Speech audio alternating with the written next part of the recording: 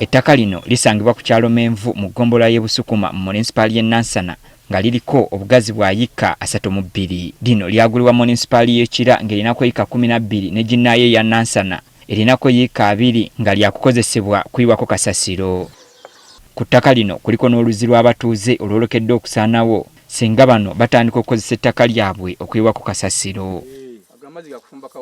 Kati kino kye kimu ku bifo ebyabadde bitunuuliddwa okuyiwako kasasiro oluvannyuma lw'enjege eyagudde ekiteezi KCCA gyebadde eyiwa kasasiro. Naye nga kirabika ekya Menvu Nansana eno gye wagazi okusinga katimu zaffe eza KCCA eza Wakiso zonna zigenze ku site okwetegereza tulabe bwe tutegeka kasasiro atandika ogenda eyo. We tutuuse Menvu ku ttaka lino abalinaanye ekifo kino batubuulidde obulabe bwe bwolekedde singa kasasiro aleetebwa mu kitundu kyabwe. Mu kiteezi wabaddeyo kalina gye baayiri eyagudde mufiramu abantu kakati buno bafa obuyimba bwa wansi sisi kalina naye kati zezo zigenda kukolebwa zitya fe abali okumpi ne kasasiro. Abatuuze batubuulidde nga bwe balina bye bakkaanyaako n'abakulembeze b'Ekira ne Nansana okubakkiriza okutandika okukozesa ettaka lino. Tukolera amakubo ebyo babimala baleete ekyuma ekirongoosa kasasiro so si kuleeta kasasiro nga abadde mu kiteezi okuleetwa bayiwe buki bwe.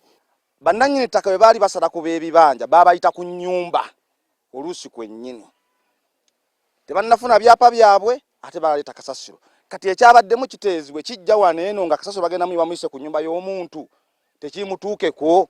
Bano bakalambidde nga batagenda kukkiriza kasasiro kuyiibwa mu kitundu kyabwe. Edundu babagobye KCCA bampulira bagamba bagula eka 13 babagobye olwokuba tebannakola bintu byetaagisaayo ate baagala batwalirayo kasasiro. Kati Kampala ereetaano kasasiro yagula wano nga tebannakola bye twetaagisa tebajja muyiwayo kaba baagala batebaagala. Tetukyayinza kukkiriza kwe kuva eri obuvi ne baleeta kasasiro ne bamuyiwa mu kitundu kyaffe nga tetutegedde enkola ki gyegenda kukola ki gyagenda kukolebwamu. Tukitegedde nga bwaliwo emmotoka za kasasiro ezabadde zitandise okumuleeta ze bagobye ne ziddayo.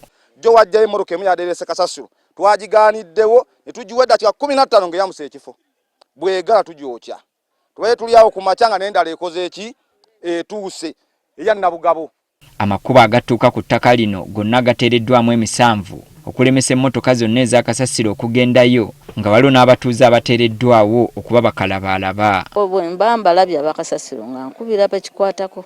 Munisipaali ezivunaanyizibwa ku ttaka lino okuli ey'Ekira ne Nansana bategeezezza nga bwe batannaba kukkiriziganyako ne bannaabwe aba KCCA ku nsonga y'okuyiwa kasasiro ku ttaka lyabwe. Nanga muntu yenna afaanana mukulembeze ava mu KCCA nga zze ku nsonga y'okuyiwa kasasiro e Menvu. Julius Mutebi, meya wa munisipaali y'Ekira, atubuulidde enteekateeka gye balina ku ttaka lino. Bankable nti esobola okwesasulira ssente ezo oluvannyuma era feasibility study yakolebwa era ne concluding nti project yali bankable.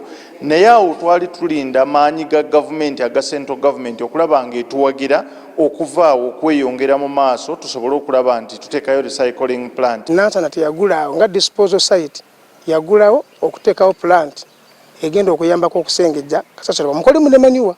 Kati bano bagamba singa abaddukanya KCCA bavaayo n'ennambika ennambulukufu bakubakkiriza okulikozesa. Tewabeerewo nteekateeka nnunga mu gavumenti gyeragirako nti ejja kuzimba recycling plant nga si byakusuula busuuza awo bantu kuwunyirirwa na bintu birala n'okutuyambako okufuna ebimotoka ebinaatambuzanga ebisaaniiko. Naffe tetuli basanyufu era tetujja kuteesa na muntu yenna ku kuteeka ku ttaka lyaffe kasasiro. Babatuuze bakalambira nti singa bano tebatuukiriza bye bakkiriziganyako okutandika okuyiwa kasasiro mu kitundu kino kikafuuwe.